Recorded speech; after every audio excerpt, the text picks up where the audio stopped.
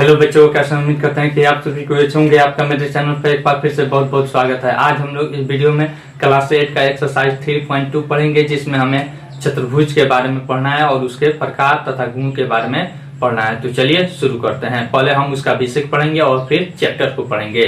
तो चलिए शुरू करते हैं। वीडियो शुरू करने से पहले नए आने वाले बच्चों से गुजारिश है कि लाल बटन दबा के मेरे चैनल को सब्सक्राइब कीजिए और साथ ही साथ बेल आइकन भी जरूर दबाइए। तो चलिए शुरू करते हैं।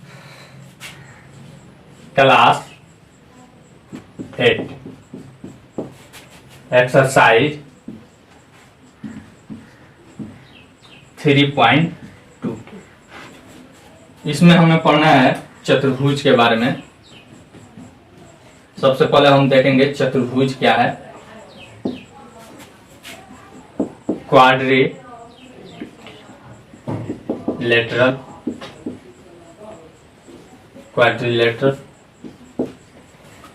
चतुर्भुज जैसे इसका नाम है। चतुर मतलब चार, भुज मतलब भुजा, यानी चार भुजाओं से घिरी सर्वबंध आकृति को क्या कहते हैं? चतुर्भुज कहते हैं।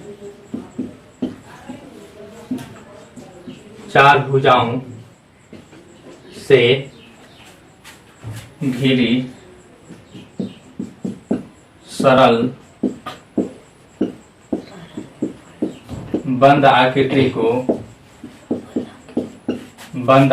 को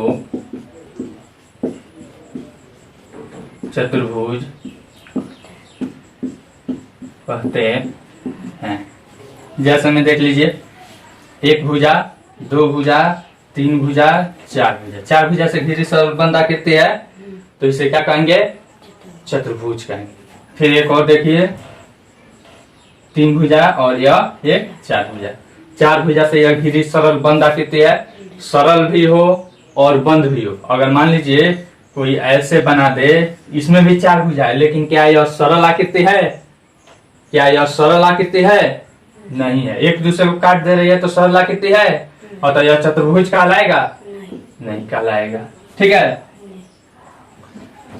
फिर अब इसके प्रकार को हम देखेंगे। टाइप्स, प्रकार, दो प्रकार होते हैं। पहला, जैसे आकृति में दो आकृति का प्रकार होता है, उत्तल और अवतल, उसी तरह से यह भी है उत्तल चतुर्भुज। उत्तल चतुर्भुज, इसमें क्या? कॉन्वेक्स,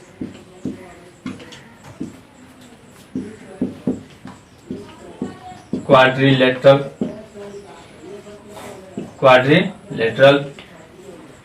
इसमें क्या होता है? इसमें सभी जो कोण रहता है वो बाहर की तरफ निकला हुआ रहता है, जिसका सभी कोना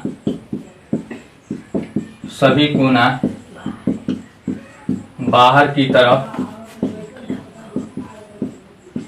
तरफ निकला हो। ठीक है। जैसे में देख लीजिए, यहाँ पे एग्जांपल में यह देखिए, बाहर की तरफ निकला है कि नहीं? सभी कोना ए बी सी डी, चारों कोना बाहर की तरफ निकला है, और तो यह उत्तल चतुर्भुज है।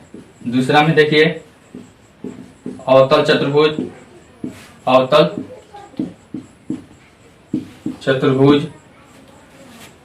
कॉनकेव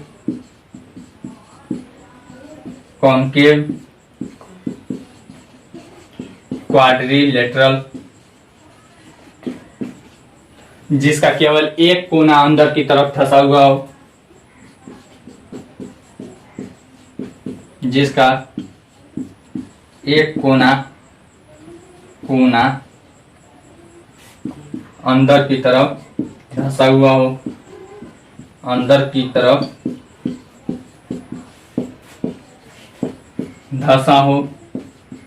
जैसे में देख लीजिए, देखिए तो यह कोना ए बी सी और फिर डी, एक कोना अंदर की तरफ ही धंसा है कि नहीं? और तो क्या कहेंगे उसे? अवतल चतुर्भुज। ठीक है, इसे मिटा देते हैं। अब हम चतुर्भुज के गुण लिख देते हैं। ठीक ना? मिटा दे इसे। चतुर्भुज के गुण, प्रॉपर्टीज। एक नंबर में चतुर्भुज में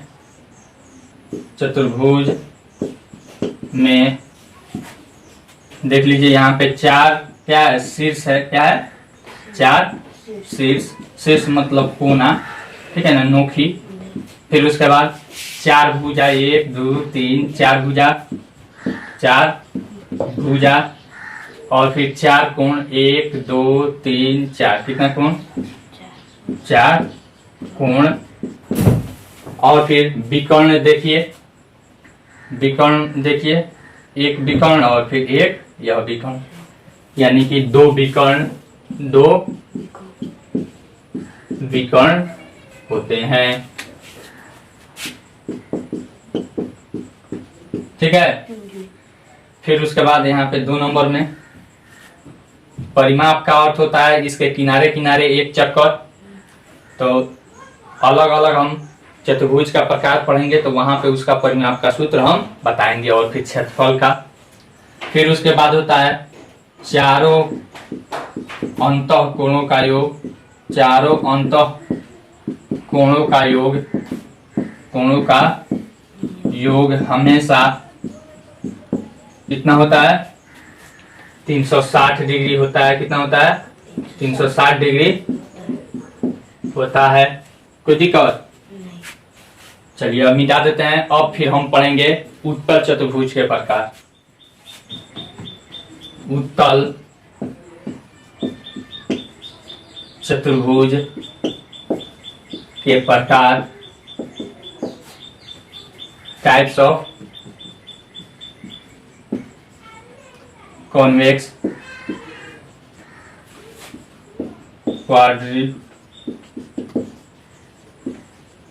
क्वाड्रिलेटरल, ठीक है। इसमें होता है पहला, देखिए पहला हमारा होता है, पतंग को ही हम पहले लिख देते हैं, या फिर चलिए पतंग को हम बाद में लिखते हैं। पहले हम लिख देते हैं समलंब, समलंब चतुर्भुज, ट्रापेजियम, TRAPEZIUM, जिसमें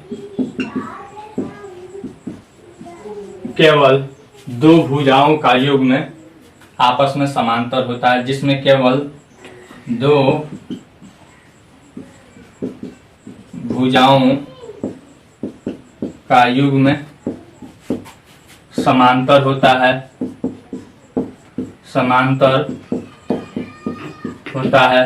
जैसे में देख लीजिए, यह एक समांतर रेखा है, फिर इसी के समांतर यह एक भुजा है, नहीं, ए बी सी डी, यहाँ है A B parallel C D, A B parallel C D. तो अब देखिए A B parallel C D है, लेकिन ए डी और बी सी पैरेलल नहीं है, यानी कि केवल 2 भुजाओं का जो युग्म है वही क्या है, समांतर है। अतः इसे कौन सा चतुर्भुज कहेंगे, समलंब चतुर्भुज कहेंगे। किस क्या कहेंगे, समलंब चतुर्भुज। इसका गुण अब लिख लेते हैं प्रॉपर्टीज में। गुण में आता है हमारा 1 नंबर, केवल 2 भुजाओं का युग्म क्या होता है, समांतर होता है। केवल 2 भुजा का युग्म समांतर होता है, समांतर होता है। दूसरा नंबर गुण, इसमें इसका सबसे पहले क्षेत्रफल लिख देते हैं। क्षेत्रफल का सूत्र होता है 1/2 गुना समांतर भुजाओं का योग, समांतर भुजाओं का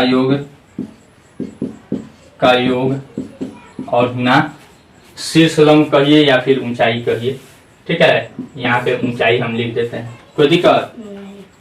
फिर उसके बाद 3 नंबर में यहाँ पे इसका अगर आपसे अगर कोई पूछ दे कि इसका परिमाप बताइए तो 4 भुजाओं का योग हो जाएगा, ठीक है ना। चलिए इतना ही रन देते हैं, इसे मिटा दे अब इसे।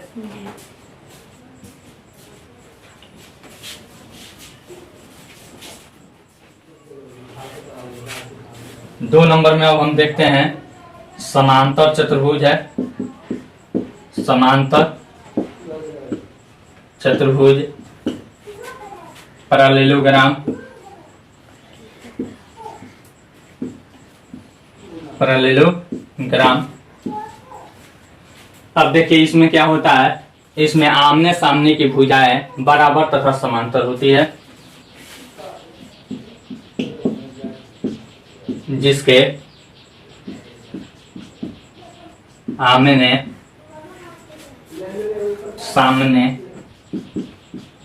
आमने सामने की भुजाएं बराबर तथा समांतर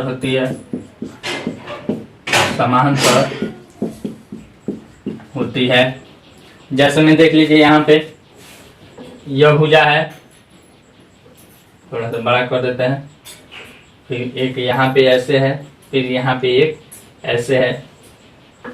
देख लीजिए यहाँ पे ए बी सी और डी, यानी कि यहाँ पे A B parallel C D है, ठीक है ना, तथा A D parallel B C है। देखिए तो आमने सामने की भुजाएं बराबर तथा क्या होती है, समांतर होती है। ए बी बराबर सी डी और फिर ए डी बराबर डी सी, ठीक ना। तो इसमें क्या हो जाता है हमारा, यह समांतर चतुर्भुज कहलाता है। अब इसका गुण हम देखेंगे, प्रॉपर्टीज। एक नंबर में इसका आमने सामने की भुजा बराबर तथा समांतर होती है, इसको हम छोड़ देते हैं लिखने के लिए। फिर इसके जो विकर्ण होते हैं, जो विकर्ण, ठीक है ना, यहाँ पे यह विकर्ण आएगा, यह एक दूसरे को क्या करती है, समद्विभाजित करती है, ठीक है ना। यहाँ पे लिख देते हैं विकर्ण एक दूसरे को लंब समद्विभाजित नहीं, केवल समद्विभाजित करती है, समद्विभाजित करती है, ठीक है। यानी AO बराबर CO तथा BO बराबर DO। और इसके जो विकर्ण है यह आपस में बराबर नहीं होते हैं। AC विकर्ण छोटा हो जाएगा, जबकि BD विकर्ण क्या हो जाएगा, इसमें बड़ा हो जाएगा। फिर उसके बाद आता है यहाँ पे 2 नंबर में परिमाप बराबर 2 इंटू लंबाई प्लस चौड़ाई, और क्षेत्रफल बराबर क्या हो जाता है, यहाँ पे लिख देते हैं 3 नंबर, क्षेत्रफल बराबर आधार गुना, किसी किताब में ऊंचाई लिखता है लेकिन रियल में होता है जो आधार है उसी के साथ संगत शीर्षलंब होना चाहिए। आधार गुना संगत शीर्षलंब, ठीक है। फिर उसके बाद यहाँ पे 4 नंबर में लिख देते हैं, या फिर उसको छोड़ देते हैं। इसमें 4 भुजा और फिर 4 कोण, 4 शीर्ष होते हैं, नहीं। फिर उसके बाद एक और भी आप लिख सकते हैं कि इनके जो ये विकर्ण है, इसे 2 बराबर त्रिभुजों में क्या करती है, विभाजित करती है, ठीक है। तो इतना ही रहने दे, मिटा देते हैं इसको। अब यहाँ पे समांतर चतुर्भुज का ही एक प्रकार है, समांतर चतुर्भुज। यहाँ पे 2 नंबर था। समांतर चतुर्भुज जो है इसी का एक प्रकार है जिसका नाम है आयत। क्या नाम है, आयत, रेक्टेंगल। जो यह आयत है, रेक्टेंगल है, देखिए इसका होता है वैसा समांतर चतुर्भुज,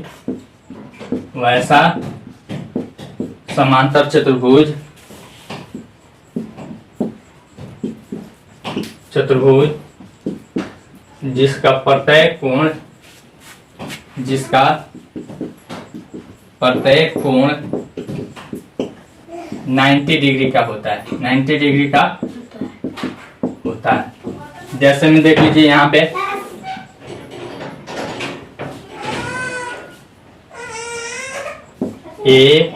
ABCD, यहाँ पे यह समांतर चतुर्भुज है, लेकिन इसके अलावा इसमें क्या जुड़ जाता है, यहाँ पे जुड़ जाता है इसका प्रत्येक कोण क्या रहती है 90 डिग्री का होता है।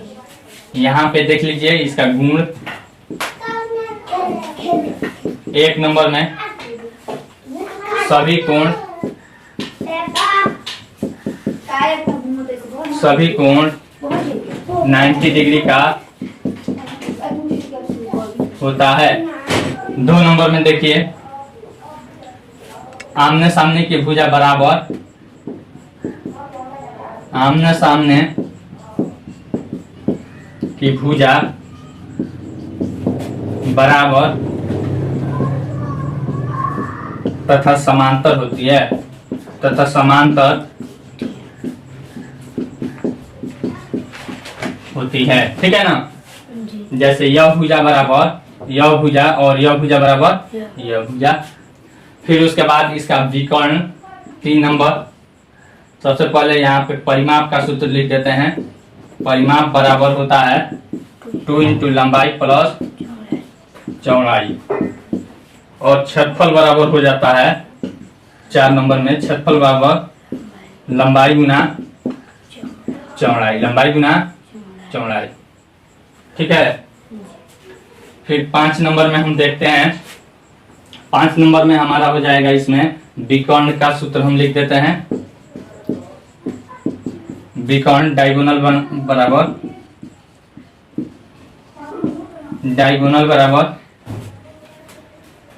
रूट अंडर लंबाई स्क्वायर प्लस चौड़ाई स्क्वायर। ठीक है ना। रूट अंडर लंबाई स्क्वायर प्लस चौड़ाई स्क्वायर।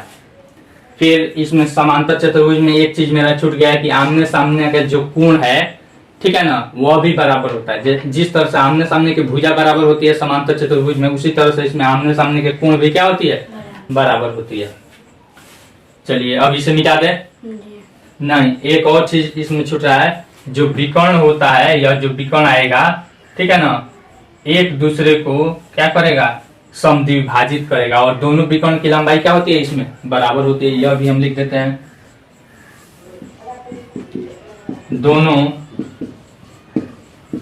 दोनों विकर्ण की लंबाई बराबर होती है, बराबर होती है। फिर 7 नंबर में दोनों विकर्ण एक दूसरे को क्या करती है समद्विभाजित करती है। 90 डिग्री के कोण पर नहीं, केवल समद्विभाजित करती है। दोनों विकर्ण एक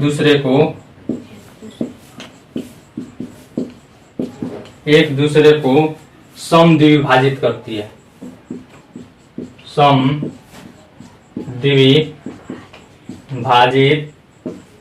करती है।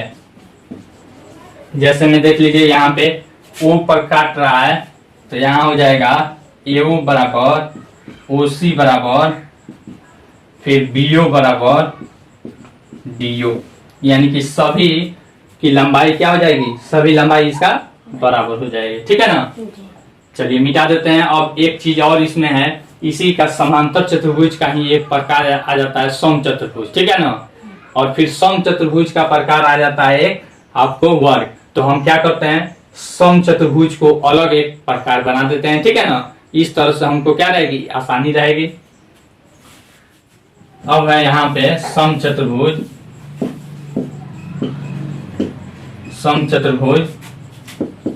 रोम्बस। इसमें होता है सभी भुजा आपस में बराबर होती है तथा आमने सामने की समांतर होती है।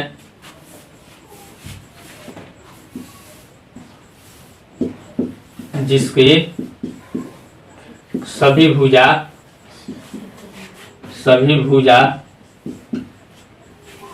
बराबर तथा आमने सामने की समांतर होती है, तथा आमने सामने की समांतर होती है, समांतर होती है। जैसे में आप देख लीजिए यहाँ पे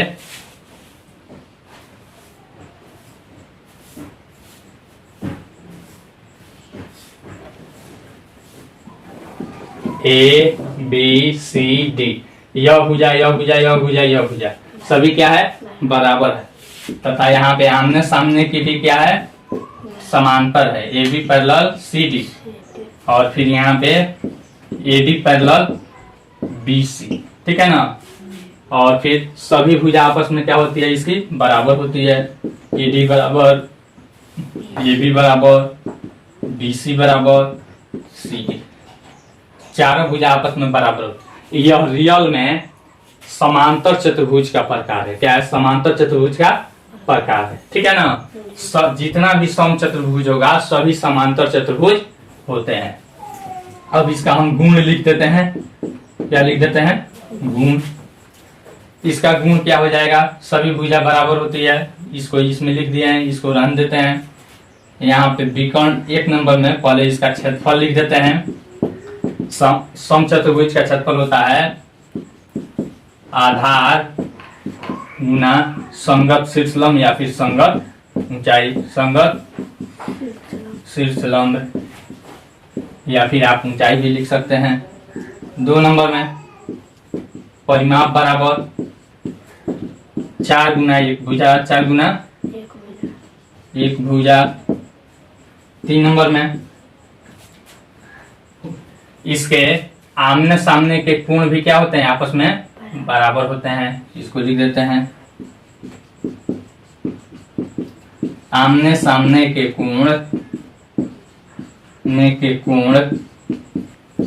बराबर होते हैं, बराबर होते हैं। फिर 4 नंबर में इसके जो विकर्ण होते हैं, विकर्ण, ठीक है ना, यहाँ पे लिख देते हैं विकर्ण एक दूसरे को समकोण पर, कितना पर, 90 डिग्री पर, ठीक है ना, समकोण पर समद्विभाजित करते हैं, समकोण पर समद्विभाजित करते हैं, द्विभाजित करते हैं। जैसे में यहाँ पे देख लीजिए,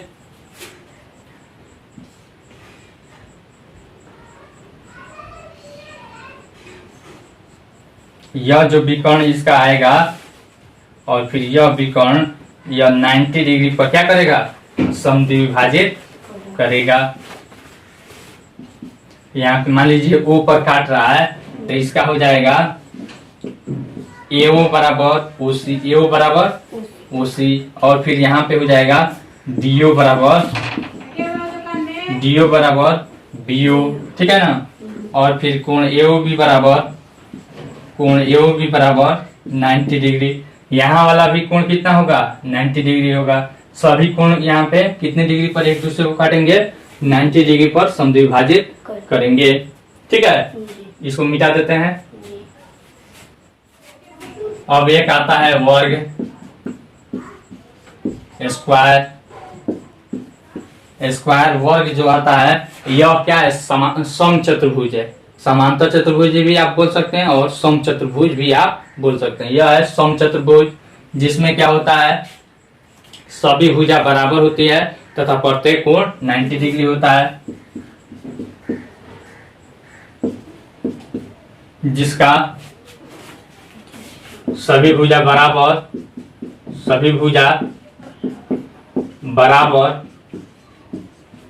तथा प्रत्येक कोण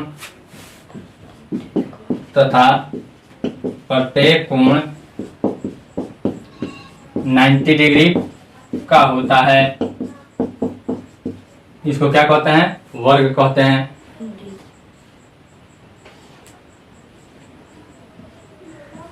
हो गया, A B C D सभी भुजा इसका क्या होगी, बराबर होगी, ठीक है ना। अब इसका गुण हम लिखेंगे।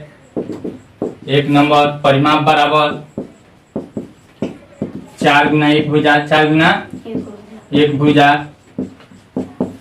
2 नंबर क्षेत्रफल बराबर भुजा स्क्वायर या फिर भुजा गुना भुजा, भुजा गुना भुजा या फिर भुजा स्क्वायर आप लिख सकते हैं।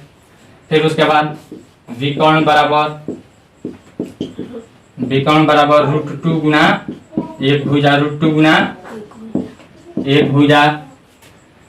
फिर उसके बाद यहाँ पे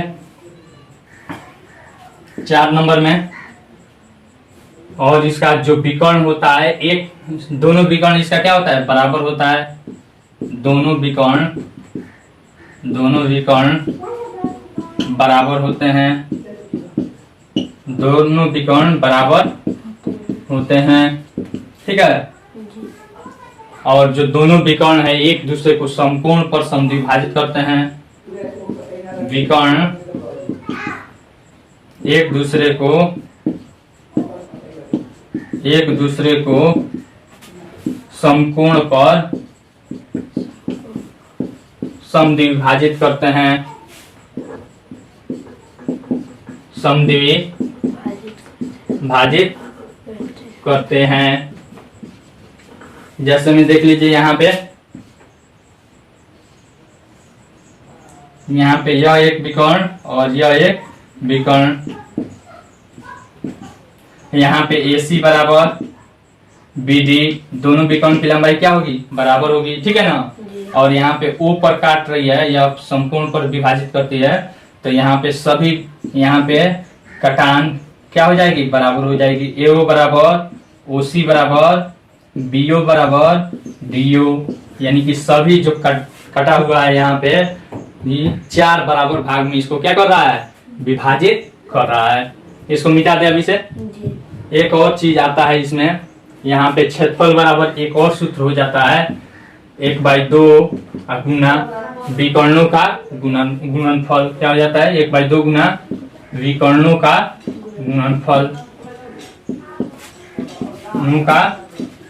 गुणनफल। समचतुर्भुज में भी यही सूत्र होता है, 1/2 गुना विकर्णों का गुणनफल। वहां पे हमसे छूट गया है, उसको भी आप लोग लिख लीजिएगा, मिटा दे इसे। उसके बाद आता है 3 नंबर में पतंग। क्या आता है, पतंग, काइट। यहाँ पे जिसमें 2 आसन भुजाओं का युग्म क्या होता है, बराबर होता है। 2 आसन भुजाओं का युग्म बराबर होता है, ठीक है ना। जैसे में देख लीजिए,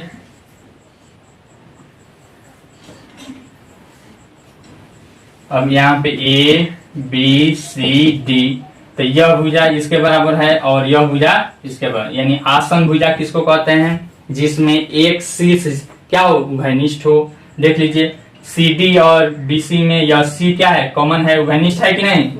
अतः यह क्या है, CD और BC क्या है, आसन भुजा है, ठीक है ना। तो आसन भुजाओं का 2 युग्म क्या हो जाता है, इसमें बराबर रहता है, उसे हम पतंग कहते हैं। यहाँ पे इसका गुण 2 आसन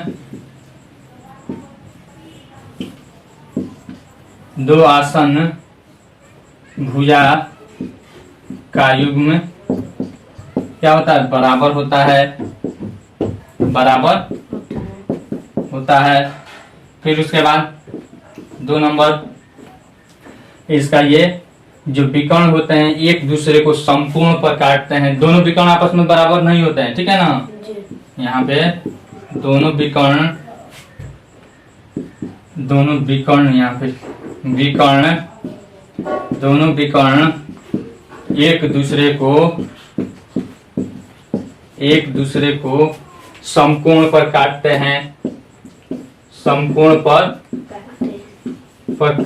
हैं, जैसे में देख लीजिए यहाँ पे यह जो विकर्ण है नहीं और यह विकर्ण है, एक दूसरे को कितने डिग्री पर काटेंगे, 90 डिग्री पे, ठीक है ना। यहाँ पे जैसे में कोण AOB बराबर कितना हो जाएगा, 90 डिग्री। इधर भी कोण COD बराबर भी 90, कोण COB बराबर भी 90, कोण AOD बराबर भी 90 डिग्री। कोई दिक्कत। फिर यहाँ पे 3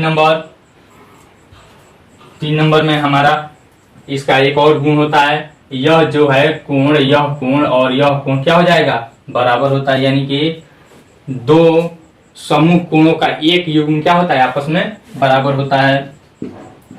समूह कोणों का एक युग्म बराबर होता है, बराबर होता है। ठीक है, यहाँ हो जाएगा कोण डी बराबर कोण बी, यहाँ पे कोण डी बराबर कोण बी। ठीक है ना। चलिए अब इसका एक और चीज जान जाइए, इसका क्षेत्रफल क्या होता है। क्षेत्रफल बराबर 1/2 गुना विकर्णों का गुणनफल, क्योंकि ये 90 डिग्री पर एक दूसरे को काटते हैं। 1/2 गुना विकर्णों का गुणनफल। ठीक है, चलिए अब मिटा देते हैं। अब है आपका एक्सरसाइज 3.2, इस चैप्टर को हम पढ़ेंगे। मिटा दें। पहला सवाल इसमें देखते हैं क्या दिया है। पहला सवाल कह रहा है समलंब एबीसीडी में कोण ए बराबर 100 डिग्री तथा कोण बी बराबर 110 डिग्री है, तब शेष दोनों कोण की माप क्या होगी। देखिए यहाँ पे ऐसे पहले फिगर हम आपको बना देते हैं।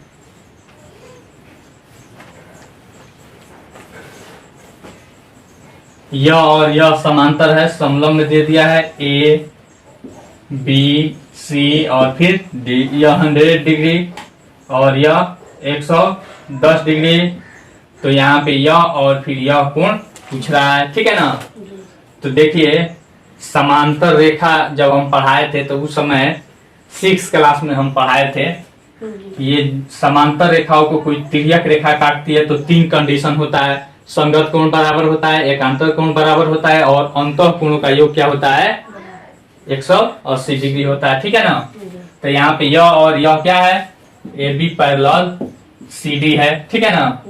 अतः अंतः कोणों का योग क्या हो जाएगा 180 डिग्री। ठीक है ना। यह तिर्यक रेखा हो गया इसके लिए और यह अंतः कोणों का योग हो गया। अतः अंतः कोणों का योग 180 डिग्री होता है, 180 डिग्री होता है। तो देखिए यहाँ पे कोण ए प्लस कोण डी बराबर 180 डिग्री।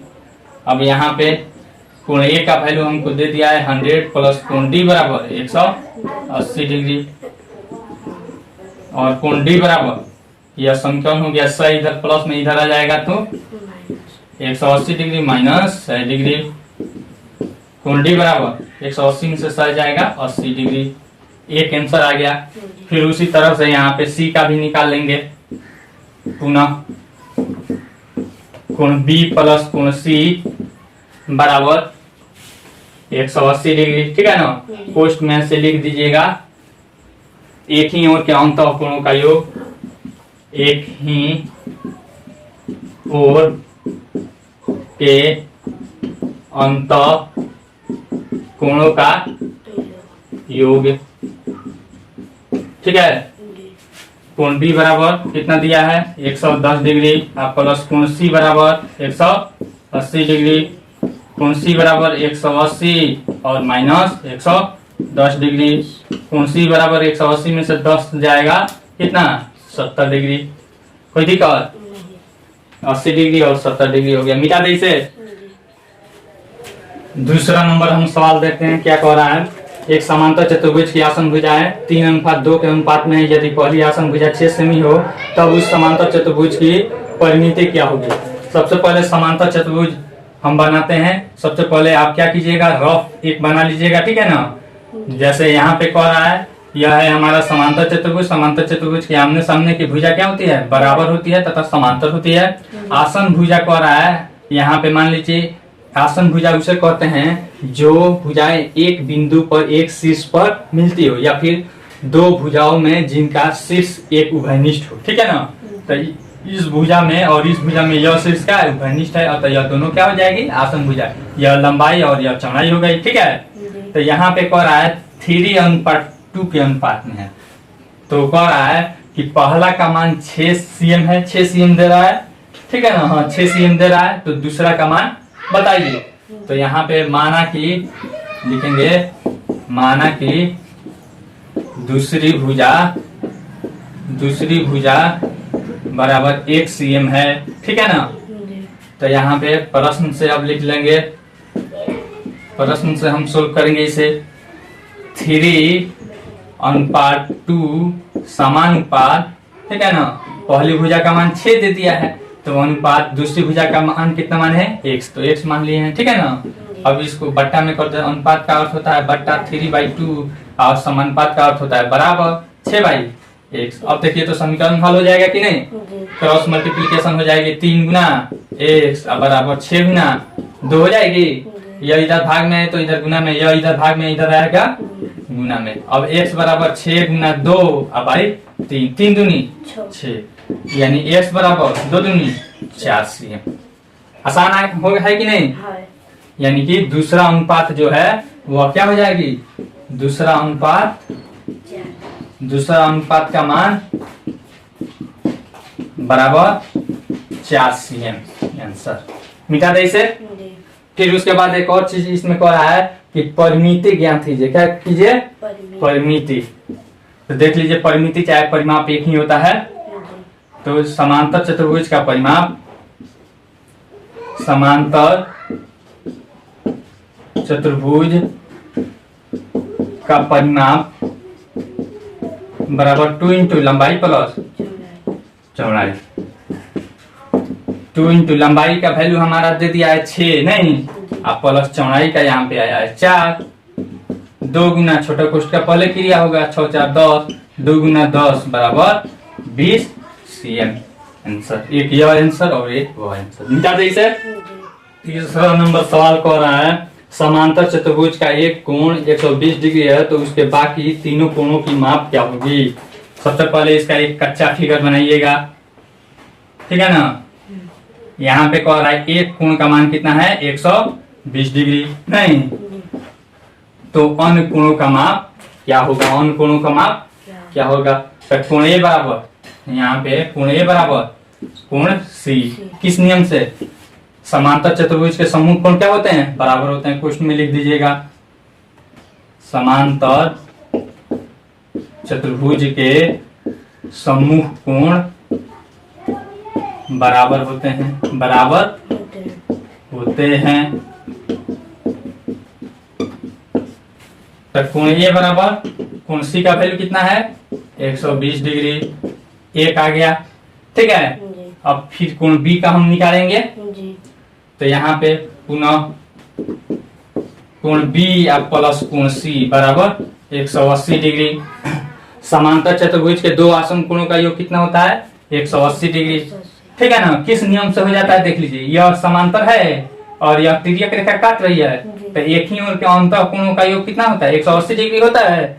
अतः यानी कि समांतर चतुर्भुज के दो आसन कोणों का योग क्या हो जाता है, आसन कोण का अर्थ है एक ही भुजा क्या हो उभयनिष्ठ हो। देखिए इस कोण और इस कोण में यह भुजा इसमें भी उभयनिष्ठ है और इसमें भी उभयनिष्ठ है कि नहीं है। अतः आसन कोण का अर्थ है जिसमें एक भुजा क्या हो उभयनिष्ठ हो। यहाँ पे लिख दीजिएगा, समांतर चतुर्भुज में आसन कोणों का योग, आसन कोणों का योग क्या होता है 180 डिग्री होता है। तो कोण बी आप प्लस कोण सी का वैल्यू 120 दे दिया है बराबर 180 डिग्री, कोई दिक्कत। तो कोण बी बराबर 180 डिग्री माइनस 120 डिग्री। कोण बी बराबर 180 में से 120 जाएगा 60 डिग्री। यह वाला भी एक हमारा आ गया। तो तब कोण बी बराबर कोण बी समूह कोण है नहीं, समूह कोण क्या होते हैं समांतर चतुर्भुज में बराबर होते हैं। तो कोण डी बराबर कोण डी का वैल्यू अभी लाया है 60 डिग्री, आंसर, ठीक है। चलिए एक आया 120, दूसरा 60 और फिर तीसरा भी 60। आसान है कि नहीं, मिटा दिया इसे। 4 नंबर सवाल हम देखते हैं। कह रहा है एक सम चतुर्भुज के विकर्णों की लंबाई 6 मीटर एवं 8 मीटर है, तो उसके प्रत्येक भुजा की लंबाई ज्ञात कीजिए। चलिए यहाँ पे यह देखिए अच्छा सवाल है। सबसे पहले एक समचतुर्भुज बना लीजिएगा। समचतुर्भुज हो गया। इसके विकर्ण का लंबाई ऐसे बना लीजिए, एक विकर्ण और फिर एक विकर्ण, ठीक है। विकर्ण का लंबाई दिया है 6 मीटर और 8 मीटर। यह वाला ए बी सी डी यानी AC बराबर हम मान लिए 6 cm।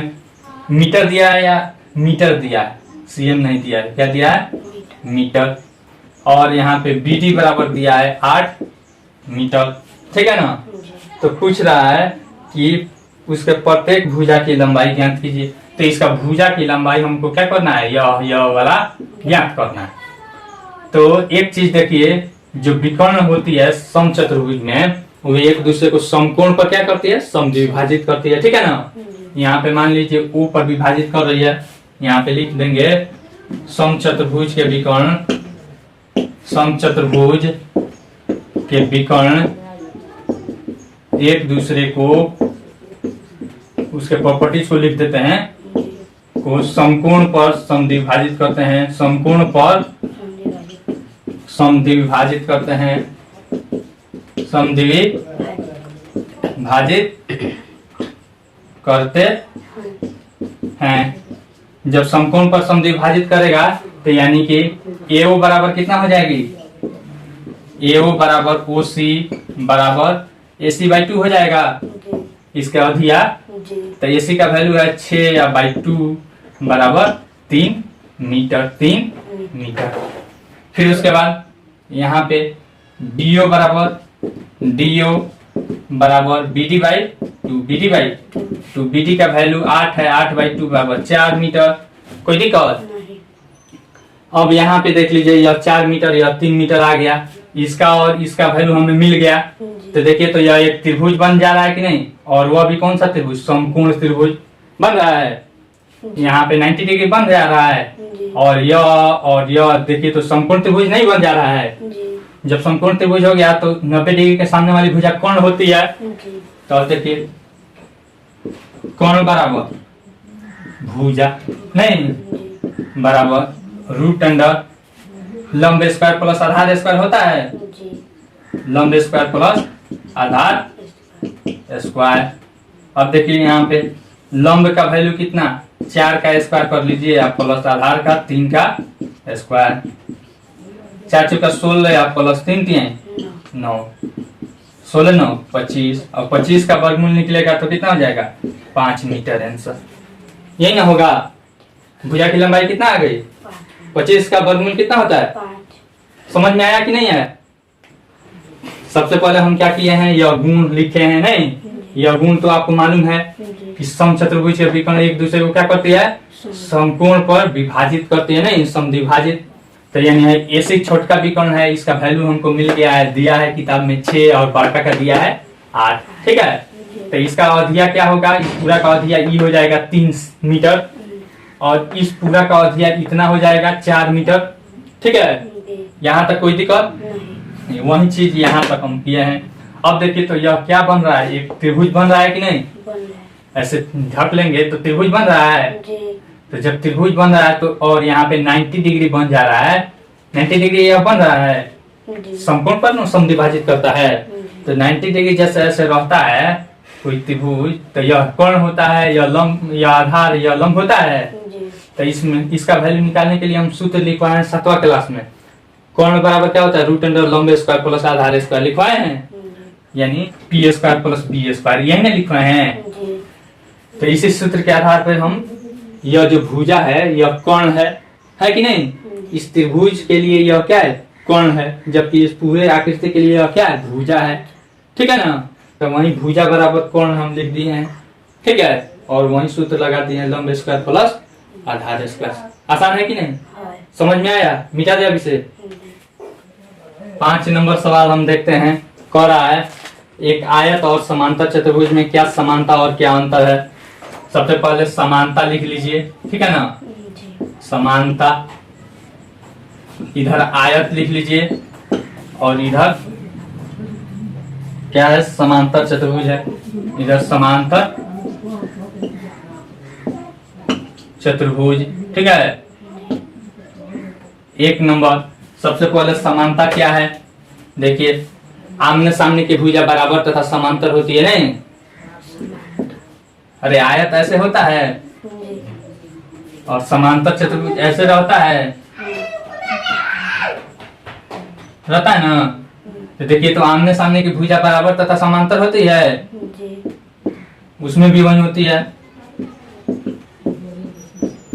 आमने सामने की भुजा बराबर तथा समांतर होती है, समांतर होती है। यहाँ पे भी बराबर तथा समांतर होती है, बराबर तथा समांतर होती है। ठीक है, 2 नंबर इसका भी परिमाप बराबर, परिमाप बराबर वही सूत्र होता है 2 इंटू लंबाई प्लस चौड़ाई। और इसका भी क्या हो जाता है, परिमाप बराबर 2 इंटू लंबाई प्लस चौड़ाई। ठीक है, फिर उसके बाद 3 नंबर में यहां पे हो जाएगा, यह जो सम्मुख कोण भी क्या होते हैं, इसके बराबर होते हैं। देखिए सम्मुख कोण इसका, यह इसके बराबर और इसका इसके बराबर, और इसका तो वाला बराबर है, ये सभी 90 डिग्री है। सम्मुख कोण क्या होते हैं, बराबर होते हैं।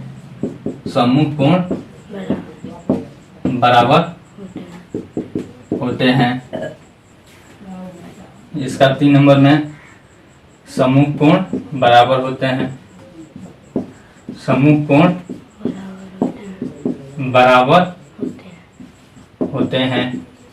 ठीक है ना। अब उसके बाद क्या कीजिएगा, अंतर लिख लीजिएगा। क्या लिख लीजिएगा, अंतर। 1 नंबर में आयत में सभी कोण 90 डिग्री होता है, लेकिन उसमें नहीं होता है। सभी कोण 90 डिग्री का होता है, जबकि इसमें नहीं होता है। सभी कोण 90 डिग्री का नहीं होता है, नहीं होता है। ठीक है, 2 नंबर इसका क्षेत्रफल लंबाई गुना चौड़ाई होता है, और उसका हो जाता है आधार गुना शीर्ष लंब। ठीक है, या इसके दोनों विकर्ण बराबर होते हैं और उसके दोनों विकर्ण बराबर नहीं होते हैं। यहाँ पे लिख देते हैं विकर्ण बराबर होते हैं, बराबर होते हैं। 2 नंबर विकर्ण बराबर नहीं होते हैं,